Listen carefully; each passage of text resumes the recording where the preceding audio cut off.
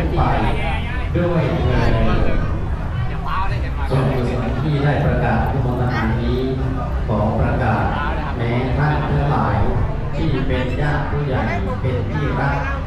แม้ท่านผู้รักได้ไปแล้วก็ดีขอคุณกุศลที่ได้ทำในวันนี้ได้ทำกุศลใหญ่ได้เกิดบุญเกิดอิสามัคคีเป็นอานิสงส์แห่งทานสูงสุดในกาลการในพระพุทธศาสนานี้จงสำเร็จแก่ท่านและท่านเรียนรู้ของเทวดาทั้งหลายจงของท่านเหล่านั้นให้รู้และทุกมุม ไปแล้วมาเนี่ยไปงานบริยูเองนะ